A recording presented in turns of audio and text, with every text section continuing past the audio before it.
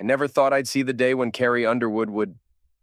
The sentence trailed off as the witness struggled to find words. The country music star had just done something so unexpected, so contrary to her public image, that it left everyone speechless. What could Carrie Underwood have possibly done to elicit such a response?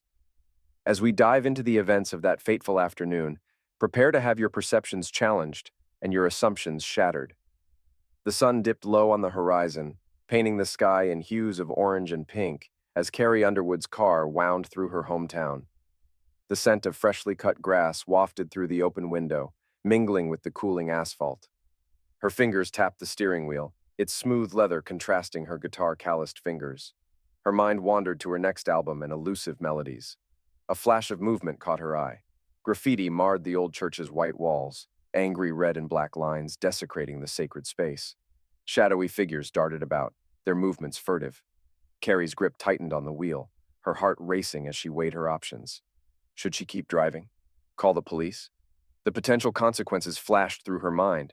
What if the situation escalated or became a media circus? The vandals' faces came into focus, young, scared, but determined. Something in their expressions stirred a memory. She remembered her own struggles growing up here, feeling trapped and misunderstood. Carrie wrestled with her decision. She could drive on, safe in her celebrity bubble, or confront this volatile situation. With a deep breath, she pulled over. Stepping out, the air felt charged. The vandals turned, recognizing her. Carrie approached slowly, hands raised peacefully. Their spray cans remained clutched as she spoke firmly, yet compassionately. "I know you're angry," she began.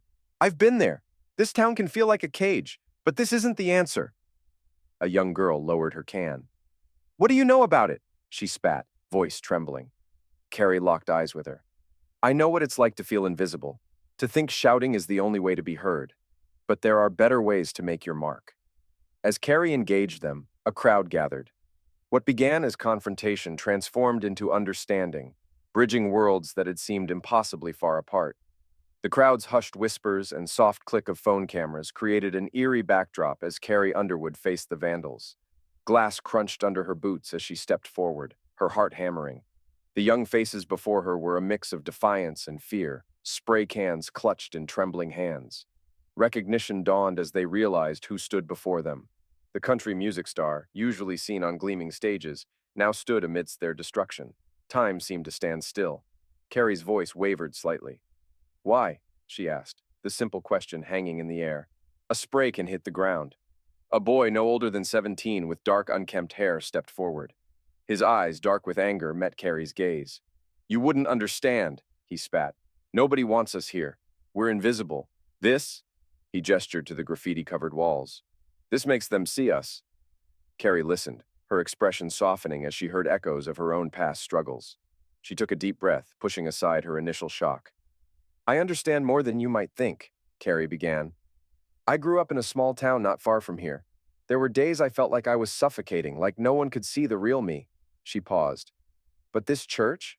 It was a sanctuary for people like us, dreamers, outsiders, anyone who needed a place to belong." The vandals' postures relaxed slightly, surprise replacing hostility. A girl near the back lowered her spray can. "But what are we supposed to do? No one listens to us." Carrie's eyes found the girl's. "I hear you, and I'm not the only one." She gestured to the onlookers. "Your voices matter, but how you use them, that's what defines you." The air shifted, tension giving way to understanding. Carrie seized the opportunity.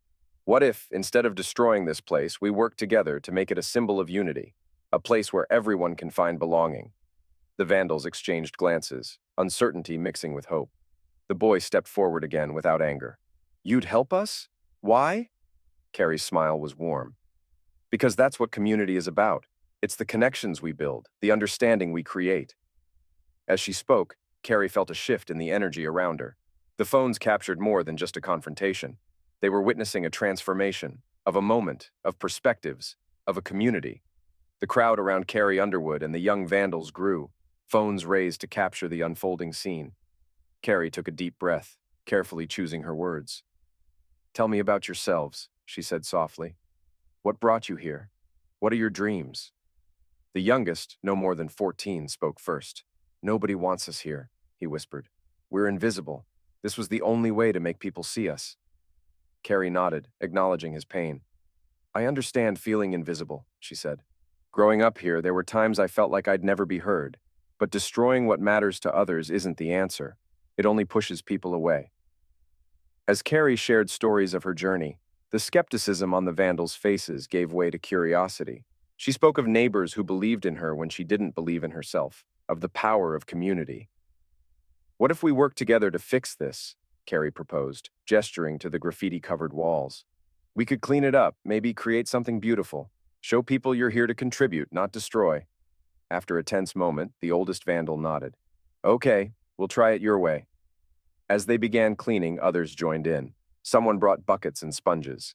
Carrie engaged the young people in conversation, learning about their lives and hopes. The vandals, initially reluctant, gradually opened up. Their movements became more purposeful, their faces showing a mix of concentration and emerging pride. Onlookers whispered among themselves, their expressions shifting from suspicion to cautious approval. An elderly woman approached, offering cold drinks. It's good to see you kids doing something positive, she said, her smile genuine. Hours passed. As the sun set, the church walls gleamed clean. The barrier between the vandals and the community had begun to crumble. People who had watched with suspicion now offered words of encouragement. This is just the beginning, Carrie said to the group. You've shown what you're capable of when you choose to build up instead of tear down. The youngest vandal, his face streaked with sweat and paint, looked up at Carrie. Do you really think we can make a difference here? Carrie smiled, her heart full. I know you can, she said, because today, you already have. As the group dispersed, there was a palpable sense of change in the air. The church walls stood clean, but more importantly, a bridge had been built, one small act of redemption at a time. The setting sun cast long shadows across the freshly cleaned church walls, painting the sky in hues of orange and pink. Carrie Underwood stood back, surveying the scene before her. What had begun as a confrontation had transformed into something unexpected and powerful. The vandals turned volunteers gathered their cleaning supplies, their faces illuminated by a spark of hope and belonging. As the group began to disperse, Pastor Thomas approached. His weathered face was etched with lines of concern, but his eyes held a hint of curiosity. Carrie recognized him as the church's long-standing leader, known for his compassionate outreach to troubled youth. Miss Underwood, he said, his voice gravelly but not unkind. I received some rather alarming calls about vandalism. I see now that I've missed quite a bit of excitement. Carrie explained the situation, emphasizing the young people's need to be seen and heard. As she spoke, something shifted in the pastor's expression. And cleaning the church? This was your solution? It was a start, Carrie replied, her voice gaining strength. But I think we have an opportunity here for something more. What if we created a mural, something that celebrates our community, our diversity, our shared hopes? The young vandals perked up, their eyes widening with interest. The oldest, a tall boy with thoughtful eyes, stepped forward. We could make something beautiful, he said softly. Pastor Thomas was quiet for a long moment, his gaze moving from Carrie to the young people and back again. Finally, he spoke. This is a different kind of justice, isn't it? The kind that heals instead of punishes. I think this is exactly what our community needs. Relief washed over Carrie as the group erupted in excited chatter. They began brainstorming ideas, each contributing their unique perspective. The tall boy suggested incorporating local landmarks, while a shy girl proposed featuring diverse faces from the community. Pastor Thomas mentioned including symbols of hope and unity. As they sketched concepts, Carrie noticed unexpected connections forming. Mrs. Rodriguez, the church's elderly organist, had arrived and was now deep in conversation with one of the younger vandals. They discovered a shared love of music, bridging the gap between generations and back. Rounds. The last rays of sunlight faded, and stars began to twinkle overhead. Carrie knew that tomorrow would bring new challenges. There would be skeptics to convince, logistics to work out, bridges to build between different parts of the community. But as she watched the unlikely group planning their mural with infectious enthusiasm, she felt a surge of hope. This single moment, this unexpected choice, had the power to change everything. The chirping of birds outside her window woke Carrie before her alarm. She stretched, groggy from yesterday's emotional whirlwind. Reaching for her phone, her eyes widened at the flood of notifications. News of her church encounter had spread like wildfire overnight. Carrie's hands trembled as she scrolled through social media. You're a true inspiration, Carrie. Standing up for what's right, one fan praised. But criticism stung too. Naive and reckless. What if they had been dangerous? Another comment cut deeper. You've lost my respect. Real communities need real solutions, not photo ops. Doubt gnawed at her as she got ready. Had she made the right choice? Should she have called the police instead? The hope she'd felt yesterday dimmed. With shaky fingers, she dialed Pastor Thomas, bracing for disappointment. His excited voice surprised her. Carrie, the response has been overwhelming. People are lining up to help with the mural project. Even local businesses have offered supplies. Carrie felt a weight lift. Really? That's amazing. I was worried people might not understand. There are some naysayers, Pastor Thomas admitted, but they're outnumbered by those who see the potential for change. Your actions have sparked something in this town. As she hung up, Carrie felt renewed purpose. She couldn't control everyone's reactions, but she could control her narrative. She set up her camera and began recording. Hey everyone, she started, voice steady despite her nerves. I want to share the full story of what happened at our church yesterday and the lessons I've learned. Carrie spoke from the heart, describing the vandalism, her fear confronting the group, and the unexpected connection formed. She explained the mural project as a chance for healing and understanding. I know some of you are angry, she continued sincerely. You think I should have been harsher, but I saw young people who felt unseen, unheard. They needed guidance, not punishment. By working together, we opened a dialogue. We created a chance for real change. As she finished, Carrie felt calm. The video wouldn't change everyone's mind, but it was a start. She hit post and took a deep breath, ready to face whatever came next. The sun hung low, casting a golden glow over the freshly painted church. A diverse crowd gathered outside, their excited chatter creating a low hum. Weeks had passed since Carrie Underwood confronted the young vandals, and now the community stood on the cusp of something extraordinary. Carrie stood at the front, flanked by the former vandals, now artists. Their faces beamed with pride, a far cry from their defiant expressions when first approached. Carrie's heart swelled at their transformation, a testament to second chances and understanding. Pastor Thomas stepped forward, grasping a large cloth concealing the mural. Today, he began, we gather to unveil art and celebrate our community's spirit of forgiveness, growth, and unity. With a nod, Carrie and the artist pulled away the cloth, revealing a vibrant tapestry. Gasps rippled through the crowd as they took in the powerful image, a kaleidoscope of faces, stories, and landmarks intertwined with hope and unity. At the center, clasped hands bridged generations and cultures. The artists explained the symbolism. An elderly woman recognized her late husband's flower shop. Children delighted at their playground reimagined as a magical forest. Slowly, bridges formed. A business owner discussed internships with an artist. A retired teacher proposed an after-school art program. Carrie watched, her heart full. She caught the eye of the youngest artist, who gave a grateful nod. Pastor Thomas spoke again. This mural reflects who we are and can be. It's a window into a united future. He announced a new outreach program, partnering with schools for art classes and mentorship, and businesses for internships and job training. Applause erupted as the crowd dispersed, many lingering to take photos and exchange contacts.